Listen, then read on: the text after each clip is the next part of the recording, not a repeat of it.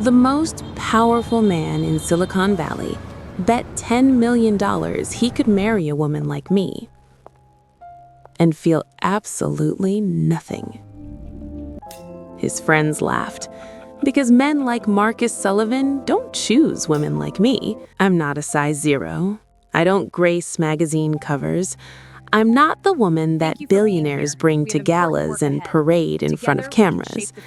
I'm the woman they overlook, or so they think. Marcus didn't choose me because he wanted me.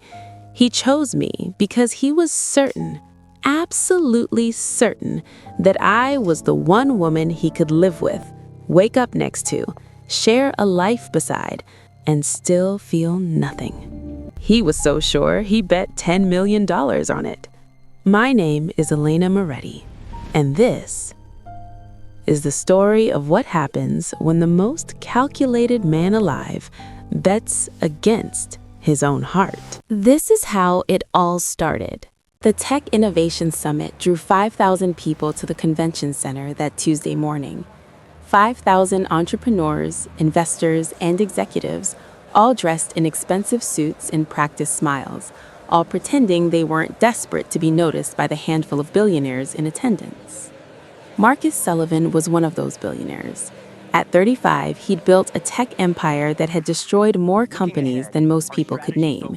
He sat on the panel stage in a tailored charcoal suit that probably cost more than the average attendee's monthly rent, answering softball questions with the bored precision of someone who'd stopped getting challenged years ago.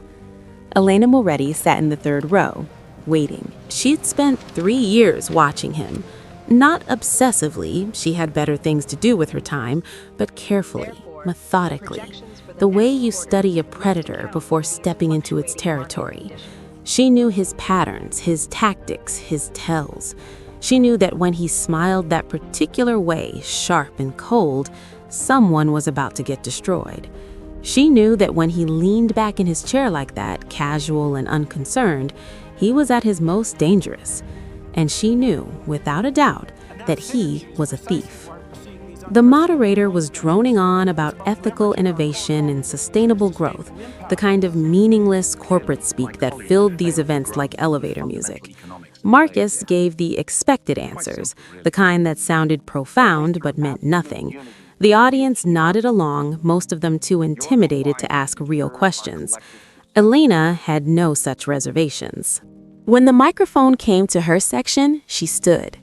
5'6" in heels, curves that fashion magazines insisted were plus-sized, but that she'd long since stopped apologizing for. Dark hair pulled back in a way that meant business. She didn't wait to be called on. "Mr. Kane," her voice cut through the polite applause like a knife through silk. "I have a question about your acquisition of Bright House Technologies 3 years ago." The room shifted. People turned to look at her. On stage, Marcus's expression didn't change, but something flickered in his eyes. Interest, maybe, or recognition that someone had finally decided to make things interesting. The moderator stammered something about keeping questions relevant, but Marcus held up one hand, silencing him without even looking away from Elena. "I'm listening," he said. Elena smiled. Not a friendly smile, a smile that said she'd been waiting for this moment for a very long time. Bright House Technologies held 3 patents for artificial intelligence processing, patents that your company now owns, patents that were developed by Dr. Sarah Brown over a period of 5 years. She reached into her bag, pulled out a folder. According to the SEC filings, you acquired those patents for $2.3 million, a fraction of their actual value. Care to explain how that happened? The room had gone completely silent. People were staring now, some with their phones out, already recording. Accusations of corporate theft at a public summit. This was the kind of thing that made headlines. Marcus leaned forward slightly, his dark eyes locked on Elena's face. There was something almost predatory in his focus, the way a wolf might study something that had just stepped into its path without fear. "I acquire companies that are undervalued by the market," he said smoothly. "If Dr. Brown sold her patents for less than their potential worth, that's a failure of her business acumen, not evidence of theft." Elena's smile widened. She'd expected that answer. She'd prepared for it. "Interesting theory." She opened her folder, pulling out printed documents. "Except I have emails from your acquisition team to Dr. Brown's board members, emails that suggest you threatened to tie her company up in patent litigation for years if she didn't sell. Emails that detail how you convinced her investors to pull funding, forcing her into a corner where selling was her only option." She looked up, meeting his gaze directly. "That's not acquisition, Mr. Sullivan. That's extortion." The energy in the room had shifted from polite interest to electric tension. Camera phones were everywhere now. The moderator looked like he wanted to disappear, and Marcus was smiling. Not the cold, calculated smile he gave investors, not the sharp, dismissive smile he gave competitors. This was something else entirely, something that looked almost like genuine amusement. "Those are serious allegations, Ms." He let the question hang in the air. "Moretti, Elena Moretti." He repeated her name slowly, like he was tasting it. "Ms. Moretti. I admire boldness. Most people who want to accuse me of crimes do it through lawyers and lawsuits. You chose a microphone and 5,000 witnesses." He leaned back in his chair, that dangerous, casual posture. "Brave or foolish? Sometimes they're the same thing," Elena replied. The moderator tried to regain control, suggesting they move on to other questions, but Marcus cut him off again with a gesture. "I'll tell you what, Ms. Moretti, those are fascinating documents you have there, probably taken out of context, possibly fabricated, but fascinating nonetheless. Why don't you join me for coffee after this panel? We can discuss your theories about my business practices. If you're as sharp as you seem to think you are, it should be an enlightening conversation." Elena should have said no. She knew that. Accepting the invitation from a man she'd just publicly accused of corporate crimes, that was walking straight into the lion's den. But she'd never been particularly good at backing down. "I'll be there," she confirmed. "Don't be late." He laughed, actually laughed, and the sound carried across the silent auditorium. "I'm never late, Miss Moretti. It's everyone else who arrives early." The panel ended 20 minutes later. Elena spent that time simultaneously fielding questions from excited attendees who thought she was incredibly brave, and fielding looks from worried attendees who thought she'd just committed career suicide. She ignored both groups, focusing instead on organizing her thoughts for the conversation ahead. Marcus Sullivan didn't just destroy companies, he destroyed people. Anyone who crossed him, anyone who challenged him, anyone who dared to suggest he might be anything less than brilliant, they all ended up erased from the industry, blacklisted, bankrupted, broken. Elena knew that. She'd watched it happen. She went anyway. The coffee shop was 2 blocks from the convention center, an aggressively trendy place that served $12 lattes and had exposed brick walls covered in local art. Marcus was already there when she arrived, sitting at a corner table with a clear view of the door. Of course, he'd positioned himself where he could see everyone coming and going. Of course, he'd arrived first, despite his joke about being late. Control. Everything about him screamed control. He stood when she approached, a gesture of politeness that felt somehow mocking coming from him, and waited until she sat before settling back into his chair. "Black coffee, please." "Black coffee," he said, nodding toward the cup in front of him. "Let me guess, you'll order something complicated with extra foam and 3 different flavor shots." Elena signaled the barista. "Latte, extra foam," and she made sure to smile sweetly at Marcus while she said it. His mouth twitched, almost a real smile. Predictable, he observed. Practical, she corrected. I like what I like. I don't apologize for it. Most people apologize to me constantly, he said, for existing, for taking up space, for breathing too loudly in my presence. That sounds exhausting. It is, which is why I'm curious about you. The barista brought Elena's latte. She wrapped her hands around the cup, using the warmth to steady herself. Sitting across from Marcus Sullivan felt like sitting across from a barely leashed predator. Everything about him radiated danger, the sharp intelligence in his dark eyes, the way he held himself perfectly still, the sense that he was constantly calculating 3 moves ahead of everyone else in the room. Curious about what? She asked. About why you're not afraid of me. Who said I'm not afraid? Your body language, he replied immediately. You're not avoiding eye contact. Your shoulders are relaxed. You're not fidgeting. You're either the bravest person I've met in years or the most foolish. Can't I be both? That earned her another one of those almost smiles. Apparently so. They sat in silence for a moment, each studying the other. Elena could feel the weight of his attention, the way he seemed to be cataloging every detail about her.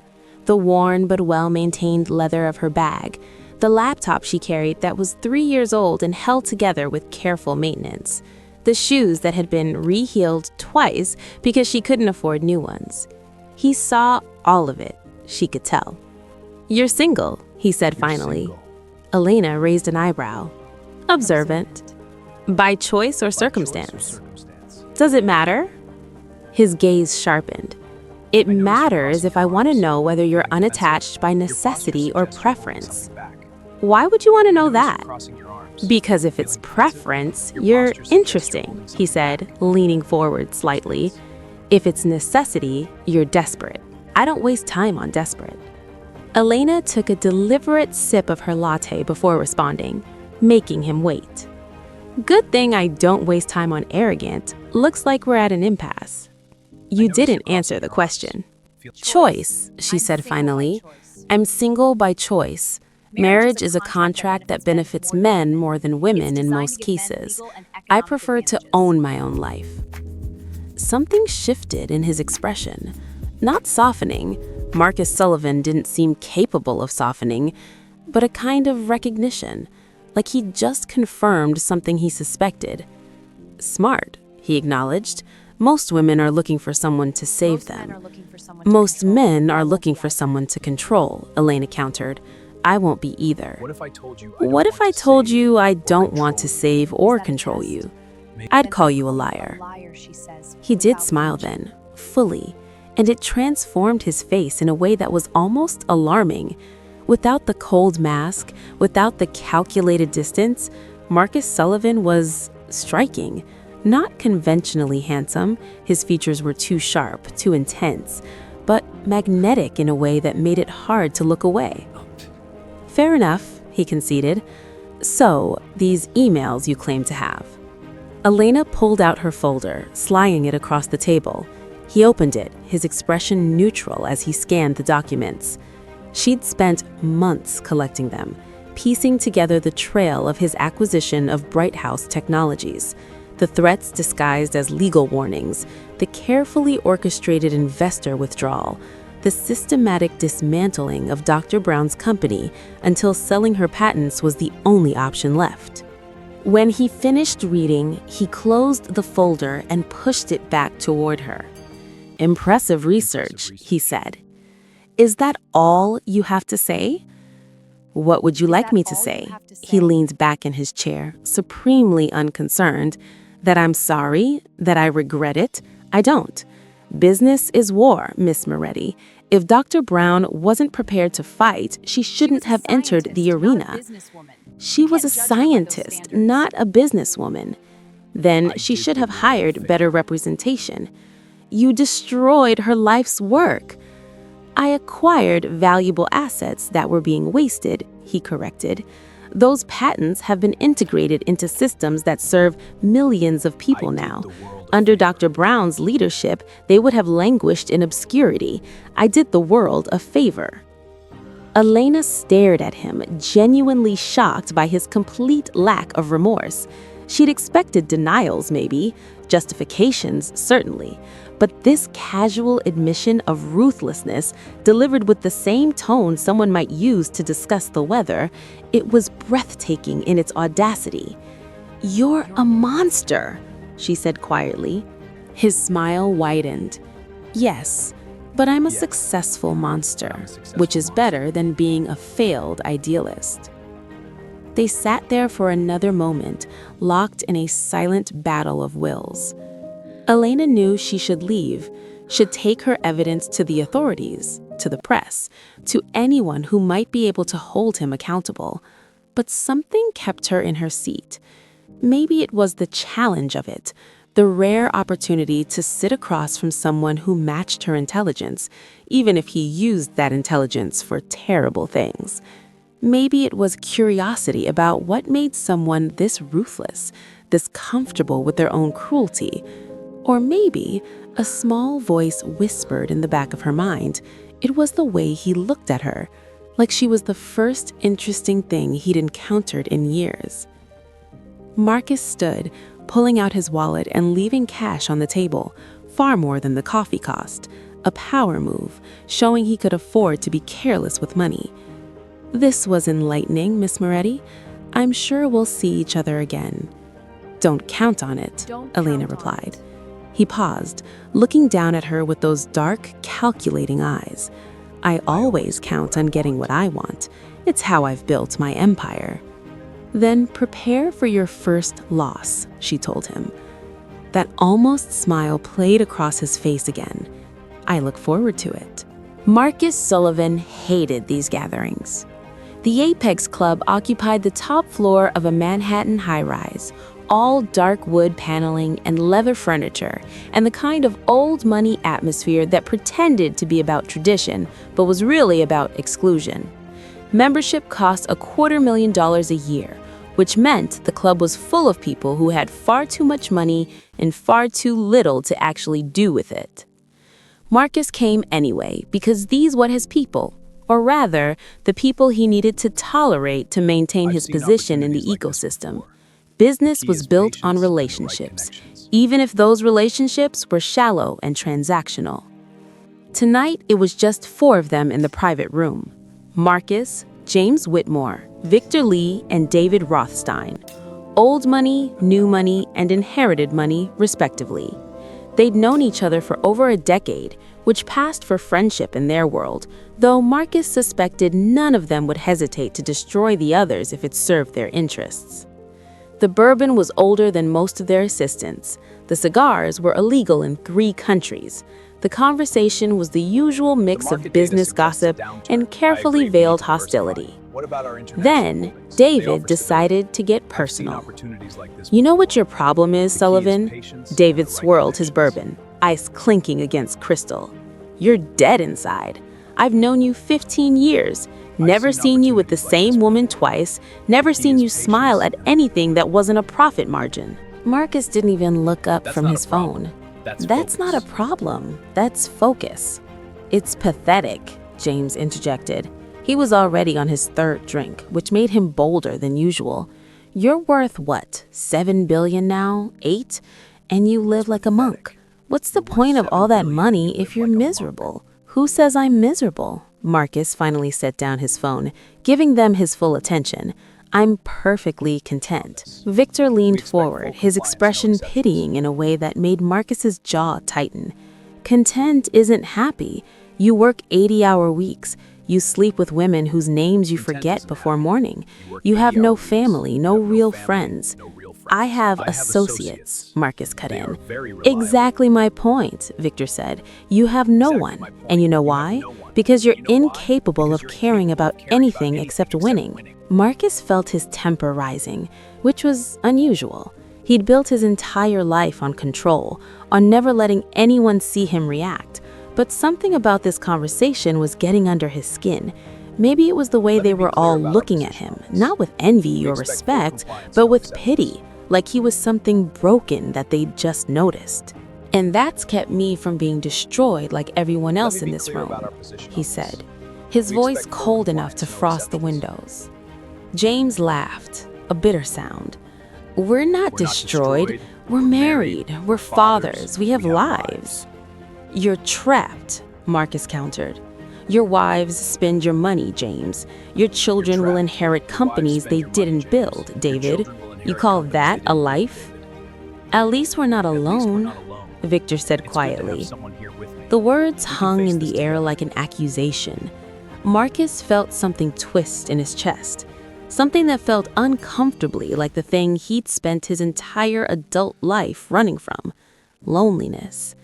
The creeping suspicion that maybe, just maybe, they were right. That success without connection was just a different kind of failure. He crushed the feeling immediately. I prefer alone, he said flatly. Alone is safe. Alone is empty, Victor shot back. And deep down, you know it. Marcus's voice dropped to something dangerous. I know that love makes men weak. Look at all of you. James, your wife cheated with your accountant. Victor, you barely see your kids because you're terrified of your ex-wife. David, you gave up half your company in a divorce. He let the silence stretch. Love ruins men. I won't make that mistake. James set down his glass with a sharp click. You won't make that mistake because you can't. You're not capable of love. You're a machine, Sullivan. Cold, empty, a calculator in a $1,000 suit. Better than being a fool, Marcus replied. Prove it, Victor said suddenly. Marcus looked at him. Excuse me? Prove you're not capable of love. Victor's eyes glittered with something like malice. I'll bet you $10 million you can't stay married for 1 year without falling for your wife. The room went silent. Even the background music from the main club seemed to fade away. Marcus stared at Victor, trying to determine if this was a joke, some kind of elaborate setup. But Victor's expression was deadly serious. That's the stupidest bet I've ever heard, Marcus said finally. Why? Victor challenged. Scared you'll lose? I'm scared I'll take your money too easily. Then make it interesting, David jumped in, clearly warming to the idea. Marry someone you'd never normally choose. Someone completely wrong for you. If you can stay married to her for 1 year and walk away at the end without falling in love, you win. James leaned forward, his earlier drunkenness seeming to evaporate. And if you fall for her, you lose. $10 million to charity, your choice of which one. Marcus should have laughed it off, should have told them they were drunk and ridiculous and that he had better things to do than entertain their fantasies. But something about the challenge appealed to him. Maybe it was a chance to prove them wrong. Maybe it was the opportunity to demonstrate, once and for all, that he'd been right about love all along. Or maybe it was the memory of dark eyes across a coffee shop table, challenging him without fear. You're serious, Marcus said. It wasn't a question. Dead serious, Victor confirmed. 10 million says you can't do it. You'll fall for your wife. You'll prove you're human after all. And if I win, you get the money, David said. But more importantly, you get to prove we're all wrong. You get to prove you're exactly what you claim to be, immune to love. Marcus thought about it, really thought about it. $10 million meant nothing to him financially. He made that much in a good quarter. But the principle of it, the proof of it, that mattered. These men thought he was broken, damaged, missing some essential piece of humanity. They pitied him. He could prove them wrong. He could prove that his way, the calculated, controlled, emotionless way, was not just valid, but superior. He thought about Elena Moretti, the way she challenged him publicly, the intelligence in her eyes, the curves society said made her less desirable, which made her perfect for this. A woman he'd never normally pursue, a woman who already disliked him, a woman who would make the bet interesting but ultimately winnable. Yes, she was perfect. Fine, Marcus said quietly. 1 year, I'll choose someone completely wrong for me. I'll stay married, and at the end, I'll walk away, unmarked and unchanged, and you'll all write checks to the charity of my choosing while admitting you were wrong about me. James raised his glass. And when you fail, when you fall for her like every man eventually falls, you'll write the check and admit you're exactly what you're afraid to be. Which is, Marcus challenged. Human, David said simply.